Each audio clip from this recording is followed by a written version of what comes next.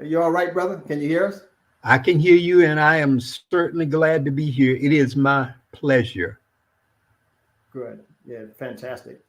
Um, you've been doing okay since the last time you spit out all this information that everybody got for free? I'm blessed.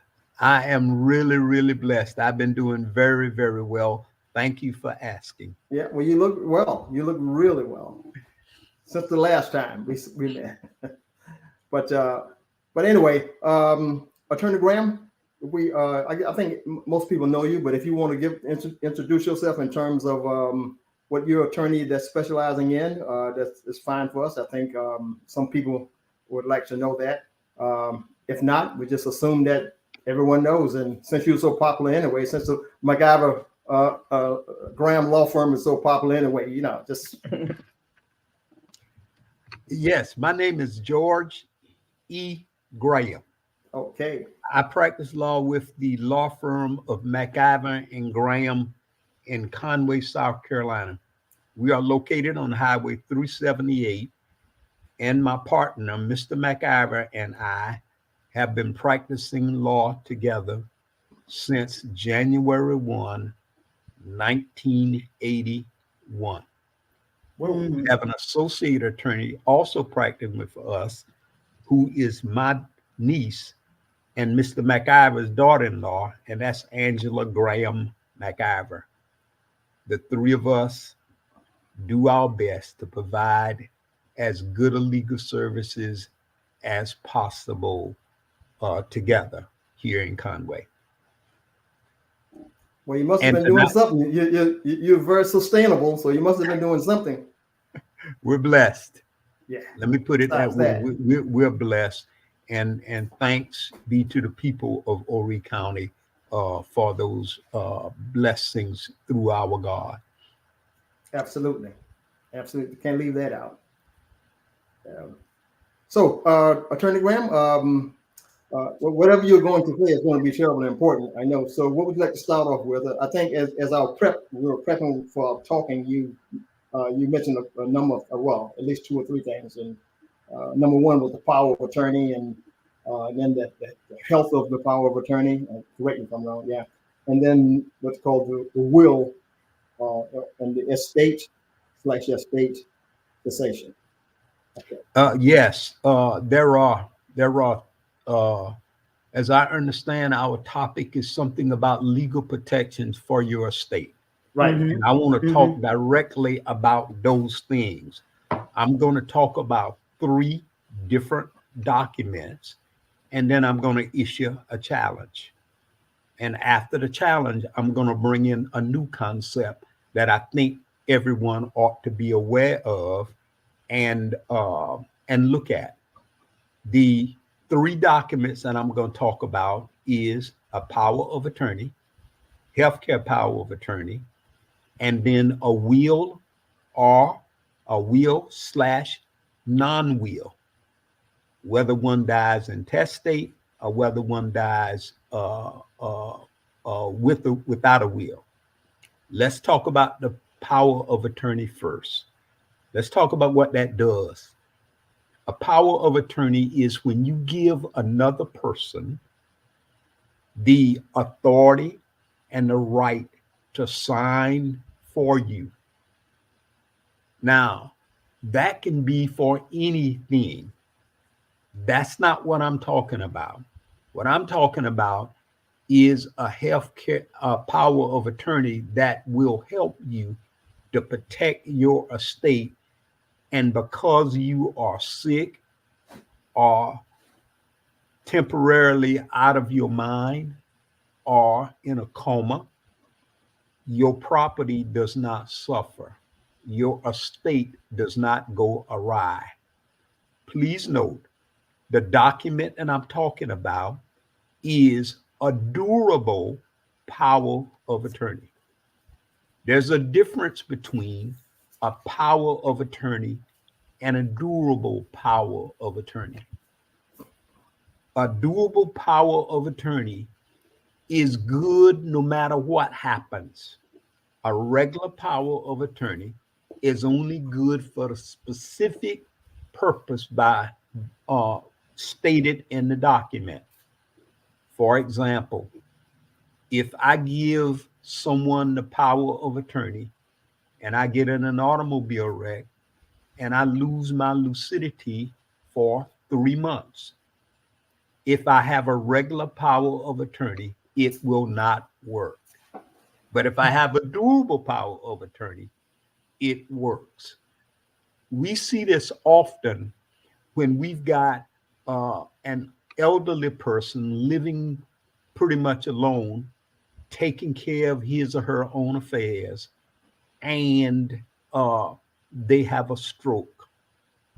And when that stroke comes, that person loses his ability to think, communicate, or do anything. If he does not, he or she does not have a power of attorney, that means have not assigned someone to take over their affairs and deal with their business, then what happens to the business? How do the bills get paid? If there's no power of attorney, the only alternative is to go to the probate court and ask the probate court to appoint a guardian or appoint or a conservator. That can be rather expensive. When you're talking about going to the probate court, asking the probate court to do that, you're talking about in excess of $5,000 and maybe much, much higher than that. The cost of a durable power of attorney is minuscule compared to what you would pay to have the probate court to appoint someone over your affairs. And that's what happens. Now, when a power of attorney is prepared, it should cover a variety of things regarding your business, your bank account, your affairs, and things of that nature. Please note that the durable power of attorney under South Carolina law has to be recorded in the Register of Deeds office. That's the first document. Let's talk about the second document. The second document is referred to sometimes as a living will or a healthcare power of attorney. What that does is it gives directives regarding you in the event that you reach a stage where the doctor says, well, really, it's pretty much his time. And they have to put you on a ventilator.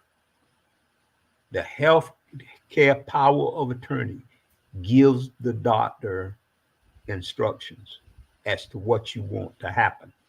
Now, before I get into the healthcare power of attorney and what that's about, let me tell you the big preventative thing regarding the power of attorney. The power of attorney will stop, cease arguments in the ICU waiting room among your children. Because the question is, do I hook daddy up to a ventilator or do I not? Please note, in that healthcare power of attorney, there are certain things that you can do or direct or not direct. For example, the first thing is there is a donor clause in there as to whether you want to donate an organ or not. That's the first thing. You can say, I do not want to donate an organ, or I do want to donate an organ in that healthcare power of attorney.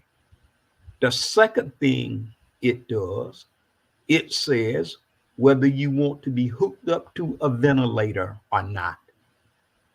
And a ventilator is nothing but a machine that helps you to breathe. It supplies the body with the sufficient oxygen for it to continue to operate. The next thing that it does, it tells the doctor whether you want to have a feeding tube hooked up to you or you don't. And then the fourth thing it can do is say, I don't want to be bothered with that. I want to leave that to Mary, because Mary will have an opportunity to discuss with my medical professionals my chances of making it, or whether I should go on home to be with the Lord. That's what the healthcare power of attorney does. Now, the reason that is so important is because there won't be an argument in the ICU waiting room regarding the kids, because you will know what mom or what dad wants to happen at that time. Okay, that's the healthcare power of attorney. The next document is the will. And man, we can be here all night talking about the will, but let me say this about the will. What the will does is it disposes of your property the way you want it disposed of. The will says that I want this to go to that person and that to go to this person. There's a simple will where you simply say, I want it to go to all my children together.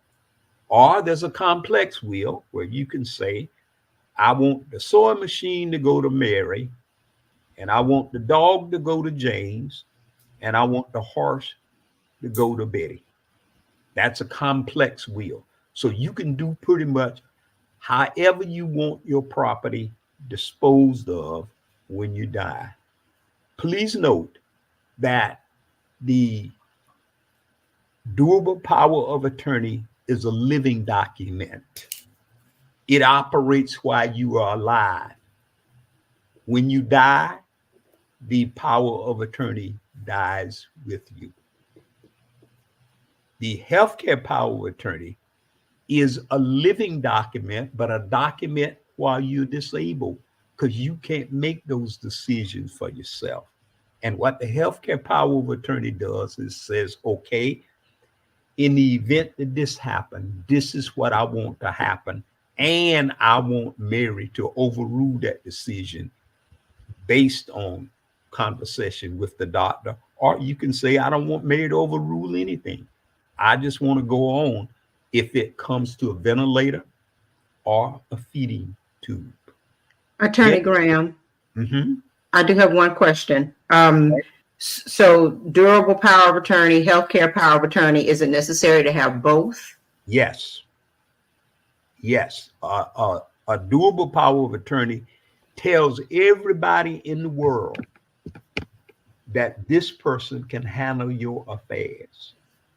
The healthcare power of attorney is a directive to the medical people. In fact, you know how when you reach a certain age, you do your hospital package. Mm-hmm. When I see a hospital package, you put toothpaste and that stuff in a deodorant in a bag and set it in the corner and say, if I got to go to the hospital in emergency, this is the bag you take. Mm-hmm. Well, you would want to put your healthcare power of attorney in that bag, so when you go to the hospital, it would be accessible to the doctor. Mm-hmm. And if it's not there, he's going to ask about it. That's the first thing medical people want to know now, particularly since medicine has advanced to such a stage where you can say no to this, yes to that. Mm-hmm. Okay. Let me kind of regress a little bit. Back to the complex power of attorney. You mentioned saying that if you gave three of those items, you mentioned that the dog's on to James and the cat's going to whomever. But You mean the so complex will? Complex will, yeah. So what's so complex about that? If you already specified what each thing is going to each person. Well, you can do that for every item that you own. You can have a 3-page will, or you can have a 45-page will, depending on what you have.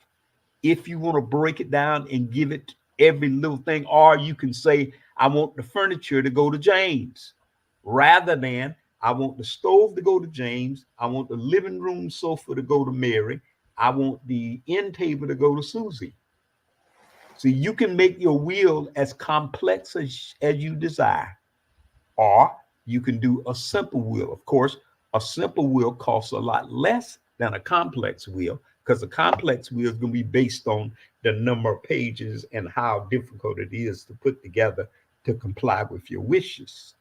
Right. Okay.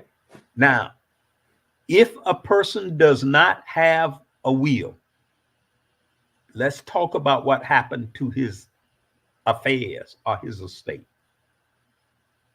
If a person has a will and that person leaves that item here, then of course the will determines where it will go. If a person does not have a will, the law determines where it will go. There is a statute, and that statute is based on a concept called intestate succession. And if you do not have a will, there's a South Carolina statute that says where your property will go. Let me give you an example. Okay. If a man dies and leaves no will and leaves a wife and children, half of his property goes to his wife and half go to his children together. If he leaves no will, leaves a wife and no children, all of his property goes to his spouse. If he leaves no will, no wife, but children, it goes to the children together. If he leaves no will, no wife, no children, it goes to his parents. If he leaves no will, no wife, no children, no parents, it goes to whole blood brothers and sisters. And it keeps going down the line, down the line. And if there is no relatives, it ends up cheating or going to the state of South Carolina. So that's like leaving heirs property then, right? Well, yeah, it is leaving heirs property, because when it gets so far down the line, it becomes heirs property. And that's a point that I want to make. And thank you for bringing that idea up, because we do a lot of heirs property. Heirs property can be prevented by people diligently going to the court when someone dies and either probating the will or probating that person's estate without a will, because legally his heirs are determined in that probate process, and the property usually won't turn into heirs property. Now I say usually won't turn into heirs property. So if that person leaves 5 children, the law says that those 5 children will take. But if one of those children dies, then that estate got to be probated, because if you don't probate the estate, then you're looking for heirs property. And I'm going to tell you, if you got an heirs property situation, don't wait until it gets too huge, because if it gets huge, the big beneficiaries are going to be paying the court costs, paying the lawyer fees, and then the family gets what's left. All of that would be unnecessary if a person diligently probates his or her estate. Now, I've talked to you about 3 documents. Let me talk to you about one other thing that's probably more important than the 3 documents. Please, please, please always have that death discussion. Stop playing games. It's not if you're going to die, it's when you're going to die. Have the discussion, parents, with your children about your dying. You don't have to tell them what's in your will, but tell them, I've left the will, and what's in my will is the way I want things to go. You cannot be forced to change your will under any circumstances. Your will disposes of your problem, of your property. It ought to be your decision because you've earned the property. So you get to dispose of it, not your children. But if you have that death discussion, I guarantee you, where the lawyer sees argument after argument among the children, that argument will cease. Okay?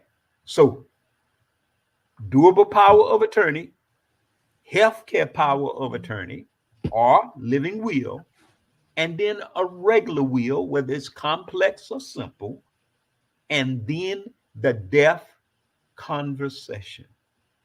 Please have that conversation.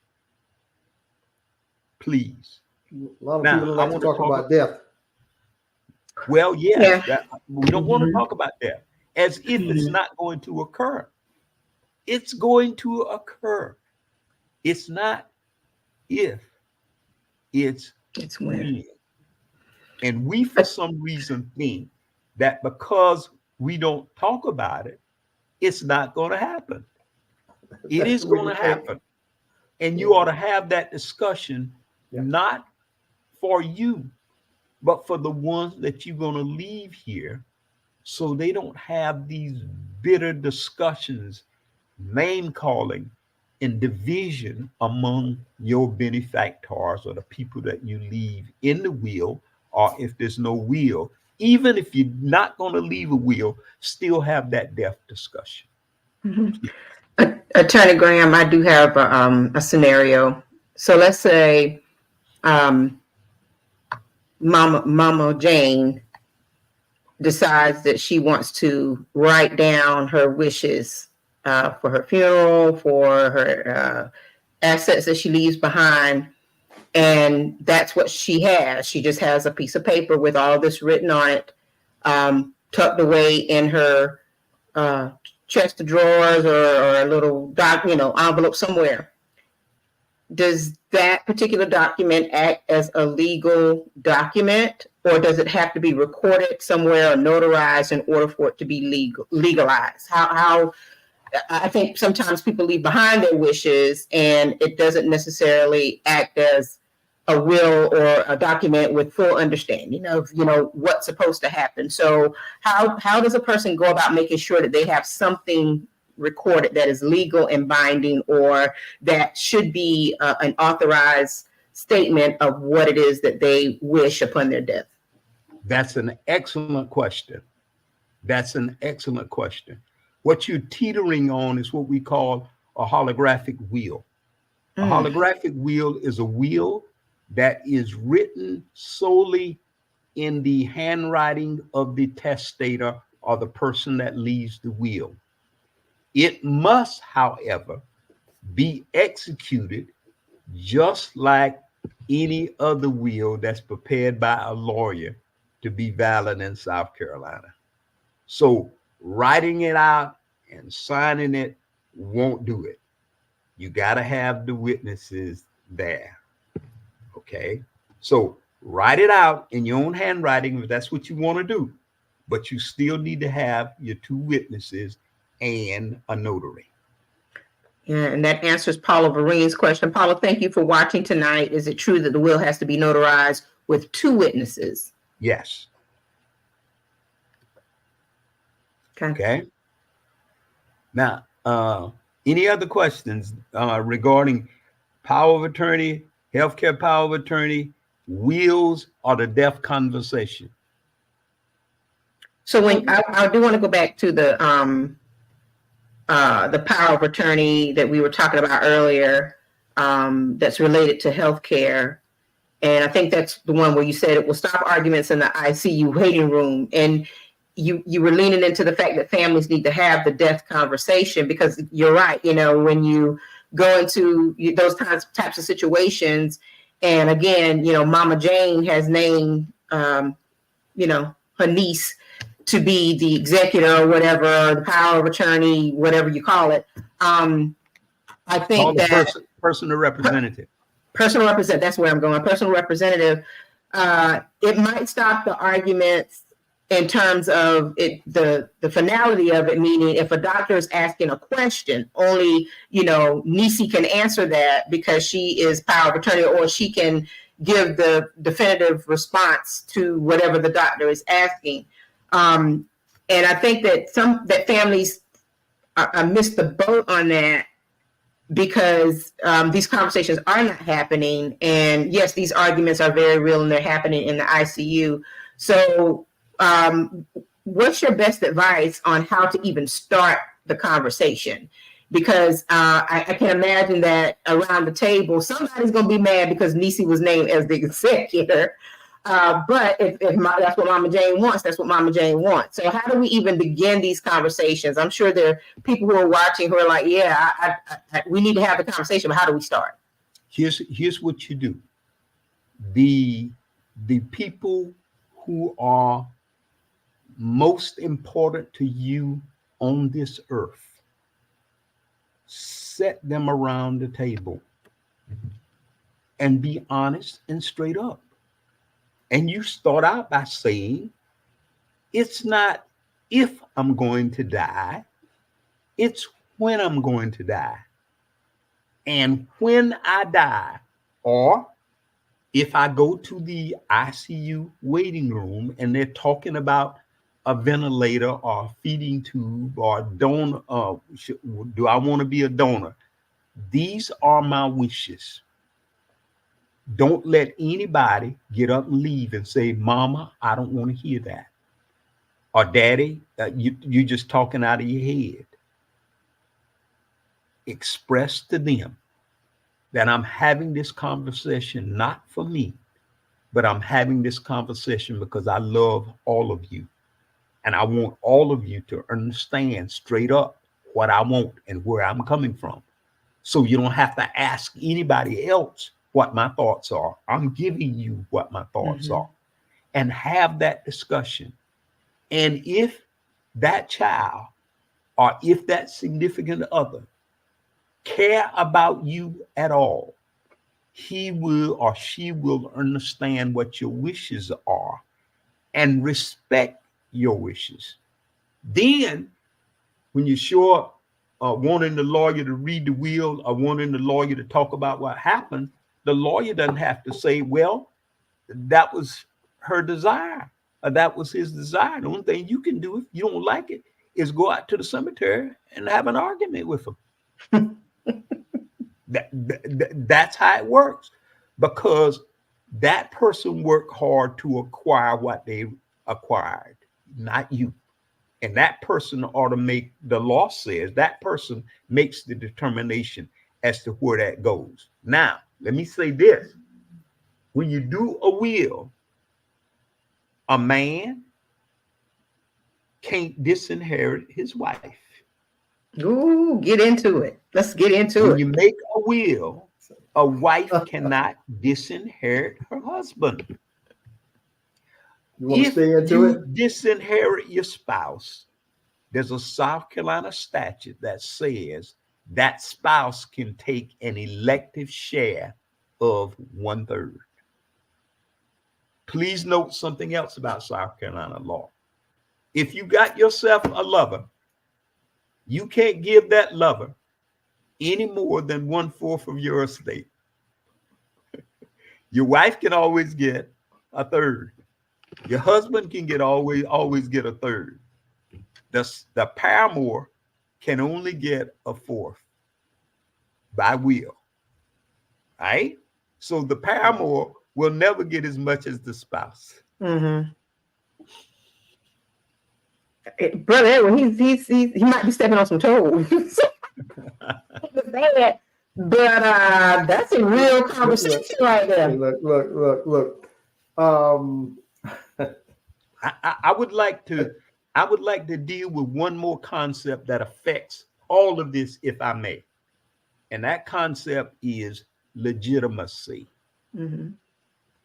That concept, or the definition of legitimacy, is as follows. When a child is born during a marriage, that child is legitimate. If the parents are not married when that child is conceived and they get married after that child is born, the law determines that child to be legitimate.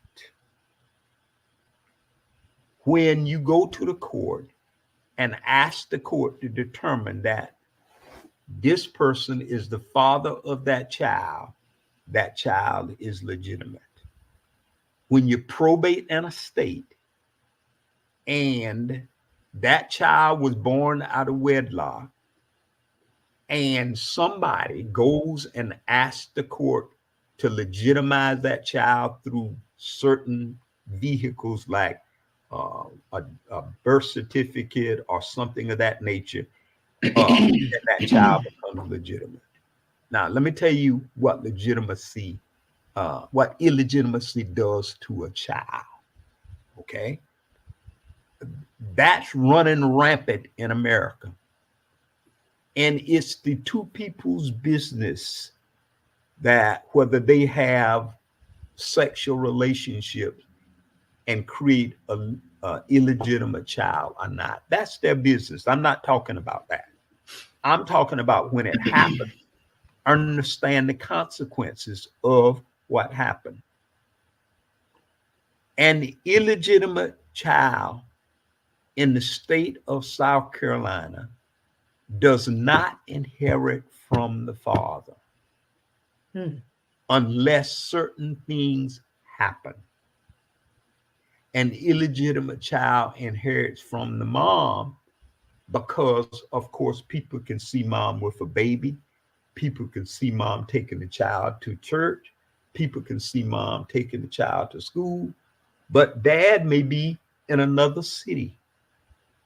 Okay? So you got your affirmative observance that mom is the mother of that child, but not dad. Because if a man is hanky-panky, tell you what he's not going to do. He ain't going to come home and say, I was out there hanky-panking. And if a child is born as a result of that, what's the consequences for that child? Okay? Mothers are correct to require dad to pay child support. When you go to domestic court, before the court will require someone to pay child support, it has to be adjudicated that he is the father of that child. And once the court determines he's the father of that child, then of course the court's going to require him to pay child support. That's enough. So when father dies or father gets killed in an automobile wreck or something, there's money coming from that, that child who was illegitimate is now legitimized, and that child takes just like the father's other children. Please be careful with that. Okay. Now, when father dies and the estate is probated, there's an opportunity when it's published in the paper. There's a 8-month waiting period by which you can go to probate court and tell the probate court that he had another child and this child. And if you can prove that under South Carolina law, right, then of course the court will say that that child takes a share just like the legitimate children. The children that are illegitimate did absolutely nothing to get here. But they shouldn't have to sacrifice property left by their dad that's given to legitimate children because mom or dad don't take steps to make sure that that child is protected. And that's what I'm talking about when I say take a second look at legitimacy and illegitimacy so that child doesn't sacrifice who had no say in whether he's here or not. Don't punish that child. Treat him just like you treat the rest of them from a legal perspective. The other thing is, if the daddy dies, that child is entitled to Social Security benefits. You will have problems if that child has not been legitimized. getting even Social Security benefits. Then, if you listen to doctors, they say that illegitimate children have poor health at birth. And if you listen to the early childhood educators, they're going to tell you that they have delayed development in school and have poor academics in school. So just because the child is born illegitimate doesn't mean that that child ought to continue to be punished for something he or she had no say in. Parents, please consider that and do what is right by the child. And that has effect in domestic court. It has effect in probate court and who gets what, right? So if you love those kids, grandma, if you love those kids, make sure that that daughter or daddy do the right thing by those kids by making sure that they get resources from both parents, not just one parent. But this is everybody. It's quiet as a you can hear a pin drop. But Attorney on my side over here. I know that's right, Attorney Graham. You do an excellent job of explaining everything in what I would consider as layman's terms, and it makes me feel like I can go out and be a pseudo lawyer just by repeating what you said, because just like you said, within society, within our communities even, there's so much of this that's going on, and there's always so many questions. There's always that chance that there's going to be some divisiveness in families when it comes down to the legal situations that we face. And I even dare to say that within the Black community, there's a huge lack of education about all of this. So this is something that, we need to continue to bring to our communities. I don't know if we need workshops or whatever we need, but I learned something today. And I'm sure that there are others who have plenty of questions, because some of the scenarios that you mentioned, they run rampant within our communities, and we don't know how to reel it in, and we don't know how to deal with it when we're faced with our probate matters. And Brother Edward mentioned heirs property, and I know that that's a really, really big topic that we don't have enough time for tonight. We'll have to bring him back, Brother Edward, bring him back to program to dig deeper into that. But as we, as we think about all of the, the legal procedures and best practices, I think that one of the things that we have to always remember is that if we don't move proactively, as you said before, then, the problems just get bigger and bigger and bigger. And so we can't be afraid to actually ask the questions, to sit down with our brothers and sisters to have these conversations, to sit down with, mom and them to have the conversations. And, also just, we just have to learn how to protect ourselves better, because, there's a scenario that I know of. And what was crazy about the entire situation was that you had someone who had power of attorney. They didn't really understand what that meant. They thought that power of attorney meant that they, had power over everything, even after the person died, right? And you brought up earlier, power of attorney dies with the person, right? So person has said bank accounts, for example, and, a name or two on a couple of different bank accounts. Well, person with power of attorney says, it doesn't matter, I've got power of attorney. And they, did not understand that, it does matter, because once the person died, power of attorney was no longer even in force. So they didn't do certain things to ensure that, the finances were not accessible by other individuals who were moving in a way that wasn't in the best interest of the person. And that kind of thing is it happens every single day, so we need more education on this kind of thing. And it always leans into the financial piece, the estate, the home, you know, everything, and even the illegitimacy, you know, that part is really big because, I mean, that's a very real thing.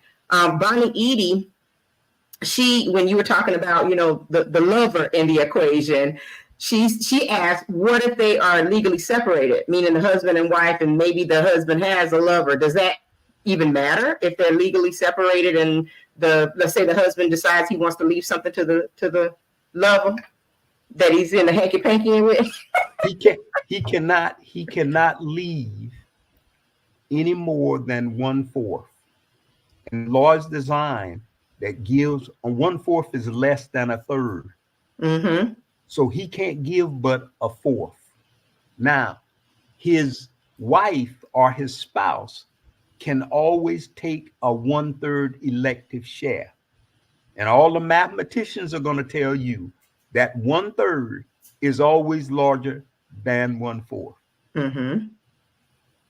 So do you think the South Carolina designed this to repel or deter having illegitimate children?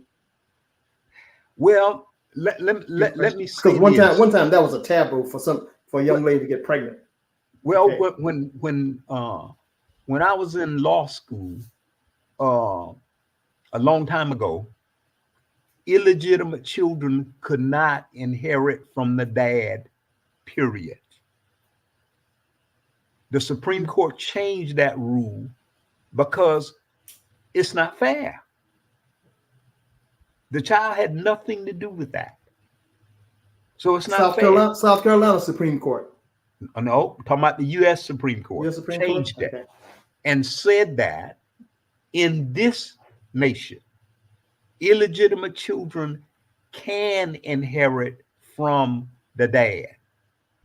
But that concept called states' rights that everybody want to talk about, it says the state will allow the inheritance of illegitimate children from the dad, but the state can put forth certain rules that they require. Mm-hmm. And that's what South Carolina has done. Put forth certain rules that they require so that illegitimate children have the possibility of inheriting from the dad. Mm-hmm. Okay? So just because somebody point to me and say that's my dad under South Carolina law, that does not make me that person's dad. You have to go a step further. And I'm saying what the darling of one of the things is that moms have realized that it's not their responsibility to just take care of the child. So they ask the court to require dads to pay child support. The court's not going to require dad to pay child support unless that guy is adjudicated to be the father of the child. Mm-hmm. Once that occurs, that child is not illegitimate in the sense that he can't get from dad anymore. That's dad's child. That's one of the requirements that South Carolina law has. The second thing is you can, of course, go to probate court after dad dies and try and establish parentage that way, right? And the jury is out on whether dad signs the birth certificate. Does that make him or not? I don't think it does, right? But what you can do, what women ought to do, is make dad sign an affidavit or a statement saying he's the father of the child. While times are good, dad's still talking to you, make him sign that affidavit, then your child is protected. And that's what you're trying to do, is protect the child. You're not trying to cause any animosity or hardship between the parents. What you're trying to do is protect the child.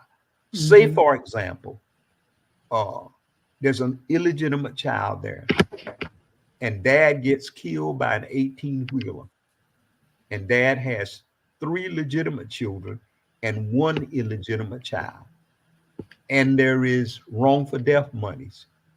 That wrongful death money will be shared by those 3 legitimate children and the illegitimate child gets nothing. Whoa, You got to preach to me really? every day to convince me that that's fair.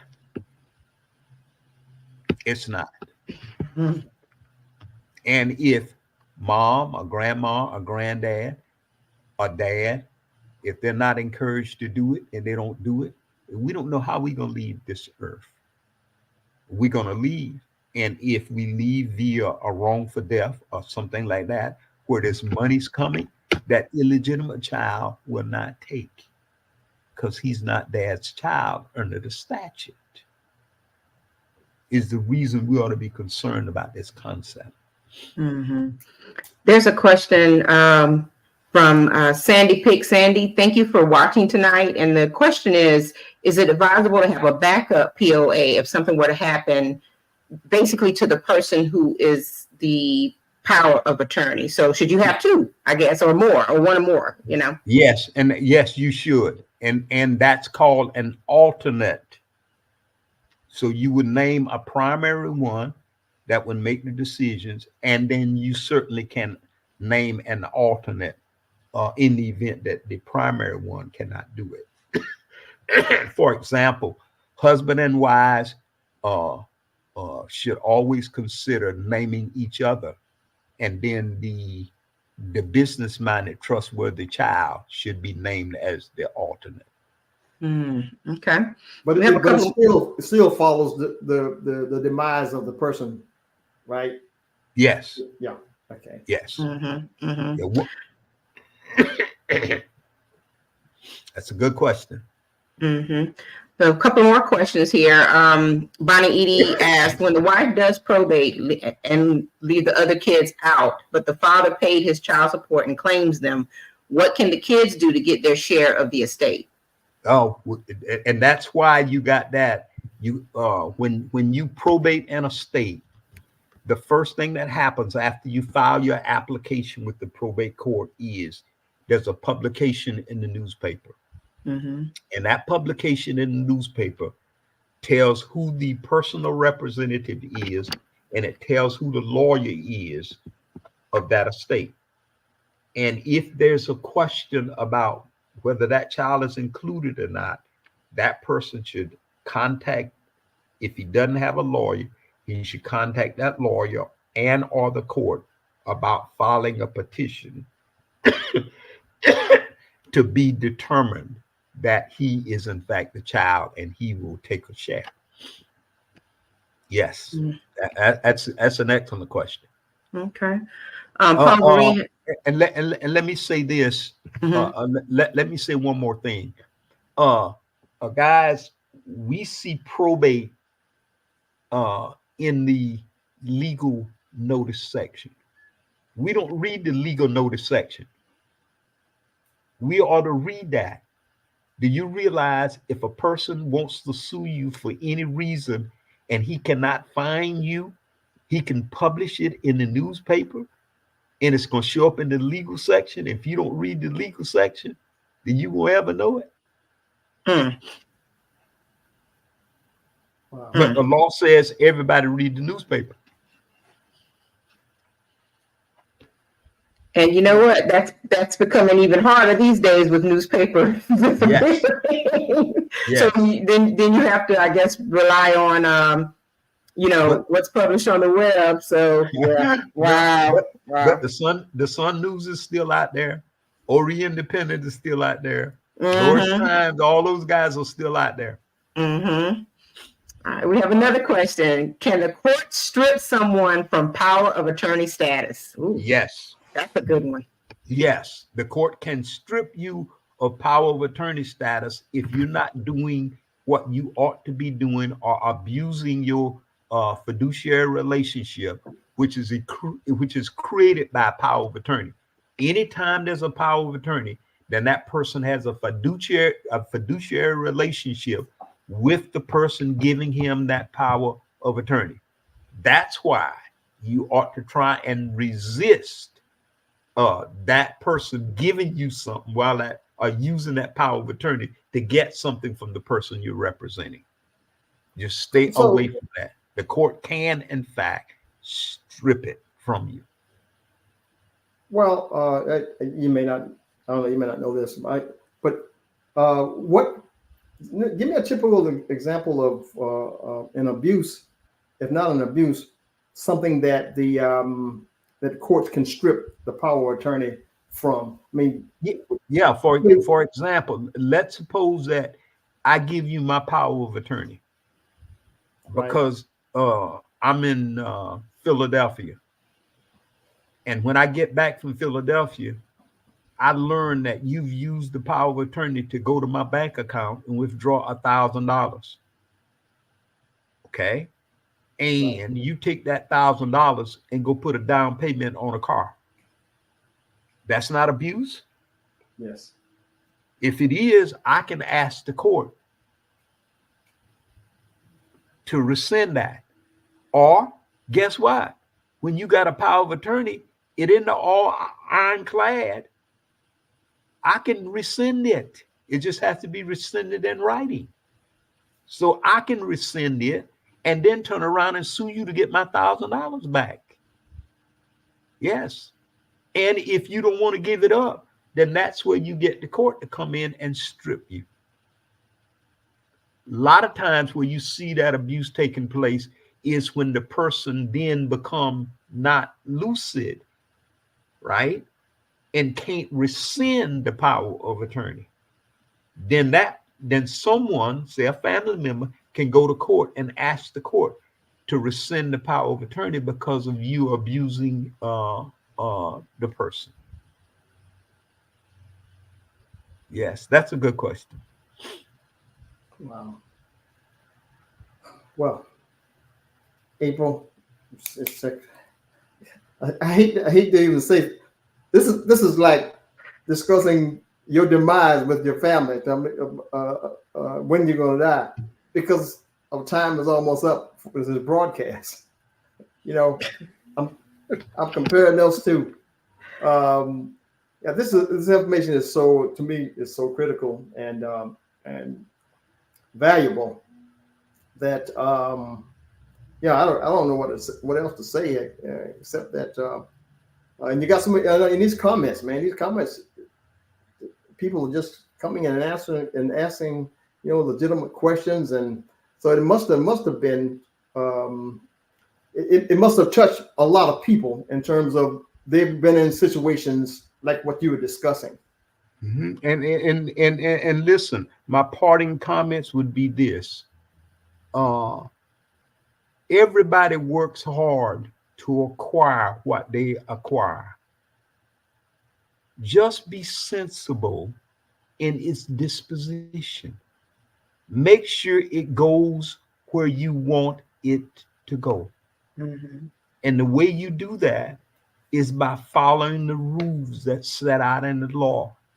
If you don't follow the rules that's set out in the law, then you're going, as April indicated, you're going to heirs property situation. And that's a whole different ballgame. I think that needs to be our next conversation. Okay, but April, somebody, I'm getting comments from on my text here that's coming, and one of them it says that here it goes. It says, oh wow, do you still have to go to probate having a will after the person dies? I mean, I think we answered that. I believe. Mm-hmm. Yes, He did. you do. Mm-hmm. Yeah, yes, you do. Now listen, Mm-hmm. okay, whenever you go to a lawyer to do a will, there's one thing that you need to always be mindful of. That lawyer needs to talk to you about estate planning. You can plan the disposition of your estate while you are alive and do documents to fix that so that after you die, there is no probate necessary. But that's a whole different concept, because when people go talk to a lawyer, they won't talk about estate planning. They'll walk in and they'll talk about, I just want to do a will, because a will doesn't take effect until a person dies. But there are things that you can do while you are alive to dispose of your property the way you want it disposed of anyway. Let me give you, Well, for example, okay? Mm-hmm. Let's say that there's a mom that has 10 children, okay? And the mom has a house. And the mom says, I want all of my children to have access to this house. So I'm going to leave a will. Mom can do that. Or, mom, why don't you think about retaining a life estate for yourself, which gives you the right to this house as long as you are alive, and then give the remainder to all of your children jointly with rights of survivorship, so that no one can put any of your children out of this house as long as they are alive. And the last person to live, which you don't know which one that's going to be, will end up with the house. That's estate planning right now and there. And then when mom dies, her life estate is gone, and the last child to live out of the 10 children will get the house. You don't know who that's going to be, because only God knows that. Attorney Graham, I'm glad you mentioned that rights of survivorship. Is that something that should be noted on the deed to the house? Yes, that's where, and that's what I'm saying. The mom could do a deed. The remainder, I reserve a life estate for myself. I'm giving it to my 10 children and name the children. The remainder to my 10 children after I'm gone. And each of those children will have the right to possess and own that house. And if they want to sell it, all of them get together and sell it, right? The last child to live will end up owning the house. And there is no probate involved, because mom did that while she was alive with the deed.